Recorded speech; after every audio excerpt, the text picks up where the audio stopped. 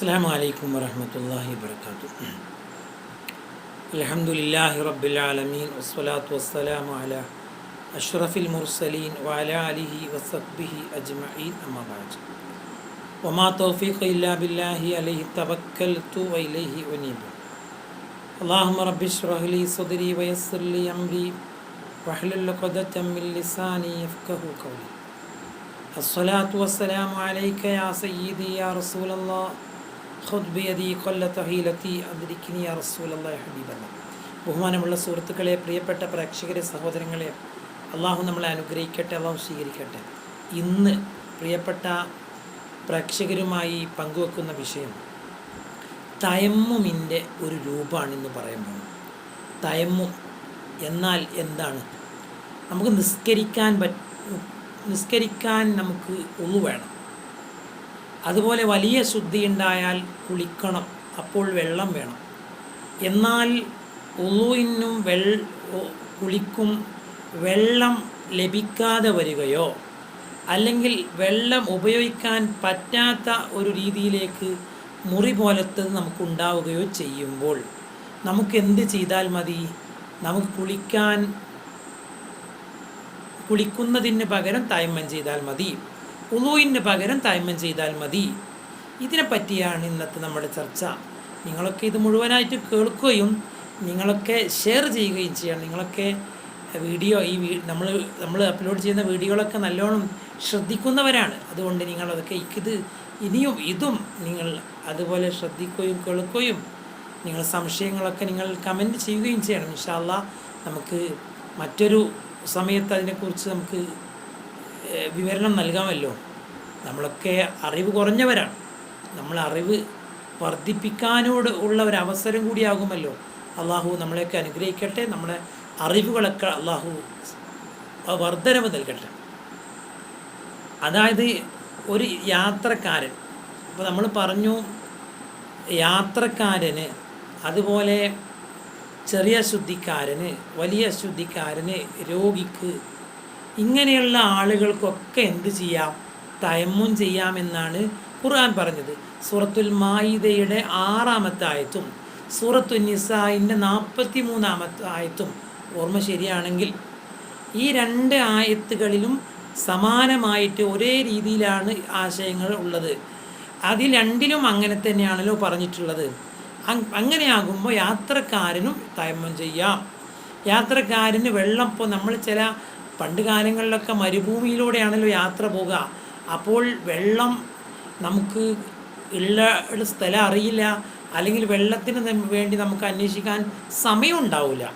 ഇപ്പോഴും നമുക്ക് അങ്ങനെയൊക്കെ ചിലപ്പോൾ അനുഭവപ്പെട്ടേക്കാം. ഇസ്ലാമിക് കർമ്മശാസ്ത്ര പണ്ഡിതന്മാർ ഇതൊക്കെ കൃത്യമായി രേഖപ്പെടുത്തുന്നത് എല്ലാ കാലഘട്ടങ്ങളിലുമുള്ള ആളുകൾക്ക് വേണ്ടിയിട്ടാണ്. നമുക്കൊക്കെ എത്ര സൗകര്യമാണ് മഹാന്മാരായ പണ്ഡിതന്മാർ ഇതൊക്കെ രേഖപ്പെടുത്തി വെച്ചിട്ട്. അള്ളാഹു അവരൊക്കെ അനുഗ്രഹിക്കട്ടെ, അവരൊക്കെ ബർക്കത്തുകൊണ്ട് അള്ളാഹു നമ്മളെ നന്നാക്കി തരട്ടെ, ആമീൻ. അതുപോലെ മഹാനായ ഇമാം നവവി റഹ്മത്തുള്ളാഹി അലൈഹി തങ്ങളുടെ മിൻഹാജിനെ ആസ്പദമാക്കിക്കൊണ്ടാണ് ഇപ്പോൾ ഇന്നത്തെ ഒരു വിഷയം ഏകദേശം ഞാൻ രേഖപ്പെടുത്തിയിട്ടുള്ളത്. വിവിധങ്ങളായ ഗ്രന്ഥങ്ങൾ അന്വേഷിച്ചാൽ ഒരുപാട് അറിവുകൾ നമുക്ക് കിട്ടും. അതിൻ്റെ ഒരു വിശദീകരണം മുഗ്നി മുഹ്താജിൻ്റെ ഒരു ആശയവും ചിലപ്പോൾ ഇതിൽ വന്നേക്കാം. ഫൈൻ തയക്കൽ മുസാഫിറു ഫഖ്ദഹു തയമ്മമ ബിലാ ത്വലബി. ഇങ്ങനൊരു ഇദ്വാറത്ത് മിൻഹാജിൽ കാണാം. യാത്രക്കാരൻ അവൻ അന്വേഷിക്കാതെ തന്നെ വെള്ളമില്ല എന്ന് ഉറപ്പായാൽ അവനിക്ക് തയമ്മം ചെയ്യാം. അതിനെന്താ തെളിവ്? നബി സല്ലല്ലാഹു അലൈഹി വസല്ലം ഞങ്ങളൊരു കൂട്ടരെ കണ്ടു. അവർ നിസ്കരിക്കുന്നു, പക്ഷേ ഒരു പുരുഷൻ അവിടെ മാറി നിൽക്കുന്നുണ്ട് നിസ്കരിക്കാതെ. റസൂലുള്ളാഹി തങ്ങൾ ആ പുരുഷനെ വിളിച്ചു, എടാ നീ എന്താ അവരെ കൂടെ നിസ്കരിക്കാത്തത്? അപ്പോൾ അദ്ദേഹം പറഞ്ഞു, അല്ലാഹുവിൻ്റെ റസൂലേ, എനിക്ക് നിസ്കരിക്കാൻ പറ്റൂല, അസാബത്തിന് ഞാൻ ജനാബത്തുകാരനാണ്, വലാമാവുൻ വെള്ളമല്ല. അപ്പോൾ റസൂലുള്ളാഹി സ്വല്ലല്ലാഹു അലൈഹി വസല്ലം അയാളോട് പറഞ്ഞു, അലൈക ബിസ്സഈദി ഫഇന്നഹു യക്ഫീക. എടാ മനുഷ്യ, ഇത് ഒരു മണ്ണല്ലേ, ഈ മണ്ണെടുത്ത് എനിക്ക് തയമ്മം ചെയ്ത് നിസ്കരിച്ചൂടെ എന്ന് നബി സല്ലല്ലാഹു അലൈഹി വസല്ലം ഞങ്ങൾ അദ്ദേഹത്തോട് പറഞ്ഞു എന്ന് സഹീഹുൽ ബുഖാരിയും സഹീഹ് മുസ്ലിം രേഖപ്പെടുത്തുന്നുണ്ട്. അതുപോലെ ഒരു ഊഹമുണ്ടെങ്കിൽ അന്വേഷിക്കാം എന്ന് പറയുന്നുണ്ട്. അതിൻ്റെ ആ ചുറ്റുഭാഗത്തുമൊക്കെ ഒന്ന് അന്വേഷിക്കാൻ പറ്റും. അതുപോലെ വേറൊരു മസ്അല പറയുന്നത് വലു തയക്കുനു ആഖിറൽ വക്തി ഫന്തിലാറു ഹു അഫ്ളലു. സമയത്തിൻ്റെ അവസാനം വെള്ളം ലഭിക്കുമെന്ന് ഉറപ്പായാൽ അവിടെ ആ വെള്ളത്തെ പ്രതീക്ഷിക്കലാണ് അഫ്ളൽ. എന്നാൽ ഉറപ്പില്ല, ഒരു ധാരണയുള്ളൂ, ലഭിച്ചേക്കാം. അപ്പം പിന്നെ തയമ്മമാണ് അവിടെ അഫ്ളൽ എന്ന് മഹാന്മാർ രേഖപ്പെടുത്തുന്നുണ്ട്. എന്നാൽ നമുക്ക് വെള്ളം വാങ്ങാമോ? ഒന്നുണ്ടാക്കാനും കുളിക്കാനും വാങ്ങാം, പക്ഷേ അമിത വിലയാണെങ്കിൽ വാങ്ങണ്ട. കാരണം 3 കാരണങ്ങൾ അവിടെ മഹാന്മാർ പറഞ്ഞിട്ടുണ്ട്. ഒന്ന്, വലിയ കടമുള്ള ആളാണ്, അപ്പോൾ അതിപ്പോൾ അവന് പ്രയാസമാവും. എല്ലാ വക്തിനും ഇങ്ങനെ വെള്ളം വാങ്ങാമെന്ന് പറഞ്ഞാൽ പ്രയാസമാവുമല്ലോ. രണ്ടാമത്, യാത്ര പോകുന്ന ആൾക്ക് യാത്രാ ചെലവിനായിട്ട് അയാളൊരു നിശ്ചിത പൈസ കരുതിയിട്ടുണ്ടാവും. പക്ഷേ നമ്മളാ വെള്ളം വാങ്ങുകയാണെങ്കിൽ അയാൾക്ക് യാത്രക്ക് തികയൂല കാശ്, അപ്പോൾ യാത്രക്ക് ബുദ്ധിമുട്ട് നേരിടും. അങ്ങനെ ആകുമ്പോഴും അമിത വില കൊടുത്ത് വാങ്ങണ്ട.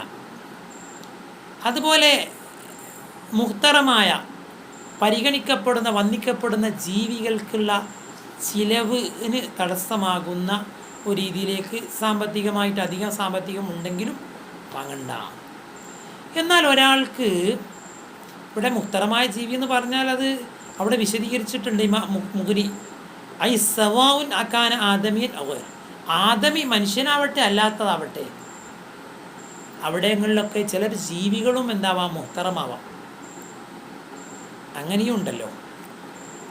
നമുക്കിപ്പോൾ കാവൽ നിൽക്കുന്ന നായ ചിലപ്പോൾ മുഹ്തറമാണ്, വലിയ ഉപകാരമാണ് ചെയ്യുന്നത്. സംഗതി നജസാണ്, നായ തൊട്ടാ കഴുകണം എന്നൊക്കെയാണ്, പക്ഷെ എങ്കിലും അത് ചിലപ്പോൾ മുഹ്തറവും. എന്നാൽ നിസ്കരിക്കാത്ത മനുഷ്യന് ഈ പദവി ഇഹ്തിറാമിൻ്റെ ഈ ഒരു ഗുണം കിട്ടുകയുമില്ല എന്നുള്ളതാണ് സത്യം. അഥവാ നായൻ്റെ വില പോലും നിസ്കരിക്കാത്തൊരു മനുഷ്യൻ ഇസ്ലാം കൊടുക്കണില്ല, അതിവിടെ ചേർത്ത് വായിക്കണം. അതുപോലെ വെള്ളം ഒരാൾക്ക് സൗജന്യമായി ഒരാൾ കൊടുത്താൽ അവനിക്ക് അത് വാങ്ങാം, അത് സ്വീകരിക്കൽ നിർബന്ധമാണ്. എന്നാൽ വെള്ളത്തിൻ്റെ വില കൊടുത്താൽ വാങ്ങാൻ പറ്റുമോ? അത് വാങ്ങണമെന്നില്ല. ഈ പൈസ കൊണ്ട് നീ വെള്ളം വാങ്ങിക്കോ ചെയ്തോന്ന് അങ്ങനെ അത് വാങ്ങണ്ട. അതുപോലെ യാത്രയിലോ മറ്റോ ഒക്കെ നമുക്ക് ഒരാൾ മറന്നു, അങ്ങനെ അയാൾ വെള്ളം ലഭിക്കാത്തതിൻ്റെ പേര് തയമ്മം ചെയ്താൽ ആ നിസ്കാരം ഖളാ വീട്ടണം എന്നാണ്. പക്ഷേ അയാളെ കാരണങ്ങൾ കൊണ്ടല്ല വെള്ളം ലഭിക്കാതെ വെള്ളം ഇല്ലാതെ പോയത്, അങ്ങനെ ആകുമ്പോൾ പിന്നെ ഖളാ വീട്ടണ്ട. ചിലപ്പോൾ നമുക്ക് ഈ മരുഭൂമിയിലൂടെയൊക്കെ യാത്ര പോകുമ്പോൾ നമ്മളത് പ്രതീക്ഷിക്കണം. അതുപോലെ ഒന്നാമത്തെ കാരണം വെള്ളം തയമ്മം ചെയ്യേണ്ട കാരണം വെള്ളമില്ല. രണ്ടാമത്തെ കാരണം കുറച്ച് വെള്ളമുണ്ട്, പക്ഷെ അത് ഒരു മുഹ്തറമായ നേരത്തെ പറഞ്ഞ ഒരു ജീവിക്ക് ദാഹിച്ചിട്ട് കുടിക്കാനുള്ളൂ. ഒട്ടകം പോലത്തെ ജീവിക്കൊക്കെ നല്ലോണം വെള്ളം വേണ്ടിരുമല്ലോ, അതുപോലെ കന്നുകാലികൾക്ക്, മനുഷ്യർക്ക് തന്നെ. അങ്ങനെയാകുമ്പോൾ ആ വെള്ളം കൊണ്ട് ഒതുണ്ടാക്കി കഴിഞ്ഞാൽ അവർക്ക് കുടിക്കാൻ വെള്ളം ഉണ്ടാവില്ല.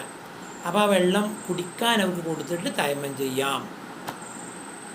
കുറച്ച് ഇവിടെ ഫിഖിൻ്റെ ഒരു മസാല വലവും മആലെന്ന് പറയുന്നുണ്ട്, ഭാവിയിലൊന്ന് പറയുന്നുണ്ട്. അപ്പോൾ ഒരു കുറച്ച് വെള്ളം നമുക്ക് ഇപ്പോൾ സുലഭമാണ്, പക്ഷെ കുറച്ച് കഴിഞ്ഞാൽ വെള്ളത്തിന് ക്ഷാമം നേരിടുമ്പോൾ അത് അടുത്ത് വരുന്നുണ്ടെങ്കിൽ നമ്മൾ ആ സമയത്തും അങ്ങനെ ചെയ്യാം. വെള്ളം അവിടെ എടുത്തു വച്ചിട്ട് തയമ്മം ചെയ്ത് നിസ്കരിക്കാം. മൂന്നാമത്തെ കാരണം, തയമ്മം ചെയ്യാനുള്ള മൂന്നാമത്തെ കാരണം മറവുൻ യഖാഫു മഅഹു മിൻ ഇസ്തിഅമാലിഹി അലാ മൻഫഅതിഹി. ഉപകാരപ്പെടുന്ന അവയവങ്ങളിൽ വെള്ളം ഉപയോഗിക്കുന്നതിനാൽ ഭയപ്പെടുന്ന രോഗം, അങ്ങനെ ആ രോഗം ഉണ്ടാകും, അല്ലെങ്കിൽ ഉള്ള രോഗം വർദ്ധിക്കും എന്ന് വിദഗ്ധന്മാരായ ഡോക്ടർമാർ പറയുന്ന പക്ഷം നമുക്ക് തയമ്മം ചെയ്യാം. കാരണം എന്തുകൊണ്ടാണ്? ഖുർആൻ പറഞ്ഞു വഇൻ കുൻതും മർളാ, നിങ്ങൾ രോഗികളാണെങ്കിൽ നിങ്ങൾ തയമ്മം ചെയ്തോളി എന്ന് ഖുർആനിൽ തയമ്മമിൻ്റെ ആയത്തിലുണ്ട്. പക്ഷെ അവിടെ വേറൊരു കാര്യമുണ്ട്, വേറൊരു മസ്അല നമ്മൾ മനസ്സിലാക്കേണ്ടത്. ഫൈൻ ജുരിയ ഉൾവാഹു ഫ തയമ്മമാനി, രണ്ട് അവയവത്തിൽ മുറിവുണ്ടായി, അങ്ങനെ കെട്ടി, വെള്ളം ഉപയോഗിക്കാൻ പറ്റണില്ല, അവിടെ വെള്ളത്തൂല, എന്നാൽ രണ്ട് തയമ്മം ചെയ്യണം. കാരണം ഇവിടെ വകുല്ലും മിനൽ യദൈനി വരിജിലൈനി, രണ്ട് കാലും രണ്ട് കൈയും എന്നൊക്കെ പറഞ്ഞ ഒരു അവയവം പോലെയാണ്. അപ്പോൾ നമ്മുടെ ഈ രണ്ട് കൈ ഒരവയവമാണ്, രണ്ട് കാല് ഒരവയവമാണ്, ഒരവയവം പോലെയാണ് ഇവിടെ കാണുന്നത്. ഒരാളുടെ 4 അവയവത്തിലും മുറിയുണ്ട്, എന്നാൽ അയാൾ 3 തയമ്മം ചെയ്യേണ്ടി വരും. കാരണം മുഖം ഒരവയവാണ്, നെറ്റി ഒരവയവാണ്, 2 കൈ ഒരവയവാണ്, 3 2 കാലൊരവയവാണ്.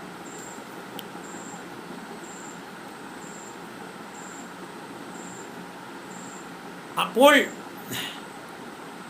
എന്നാൽ ശരീരം മുഴുവനും മുറിയാണെങ്കിലോ അള്ളാഹ് കാത്തുരക്ഷിക്കട്ടെ, അപ്പോൾ ഒറ്റ തയമ്മം മതി.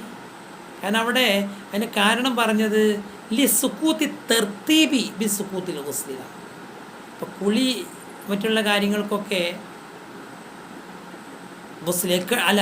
ഗുസ്ലി കഴുകൽ കൊണ്ട്, കഴുകലില്ലാത്തത് കൊണ്ട് അത് അവിടെ ആ തർത്തീബ് ഒഴിവായി പോണിൽ ഉണ്ടല്ലോ. എന്ന് പറഞ്ഞാലിപ്പോൾ ശരീരം മുഴുവനും മുറിയാണ്, അവിടെ ഇപ്പോൾ ഒരു തയമ്മം ചെയ്താൽ മതി എന്നുള്ളതാണ് മസാല. അതുപോലെ തയമ്മിന് എങ്ങനെയാണ് നീയത്ത് വെക്കുക? അശുദ്ധി ഉയർത്തുന്നു നീയത്ത് വെക്കാൻ പറ്റുമോ? പറ്റൂല. തയമ്മം എന്ന ഫർദ് ഞാൻ നിർവഹിക്കുന്നു നീയത്ത് വെക്കാൻ പറ്റുമോ? പറ്റൂല. ഞാൻ നിസ്കാരത്തെ ഹലാലാക്കുന്നു, ഇതാണ് നീയത്ത് വെക്കുന്നത്. അതുപോലെ മുടി മുളക്കുന്ന അതിൻ്റെ അറ്റത്തേക്ക് മണ്ണെത്തിക്കൽ നിർബന്ധമൊന്നുമില്ല. അതുപോലെ മോതിരം ഊരി വെക്കണം, അത് നിർബന്ധമാണ്. അപ്പോൾ ഒരാൾ വെള്ളമില്ലാത്തതിൻ്റെ പേരിൽ തയമ്മം ചെയ്താൽ, വെള്ളം കണ്ടാൽ ആ തയമ്മം ബാത്തിലാവും.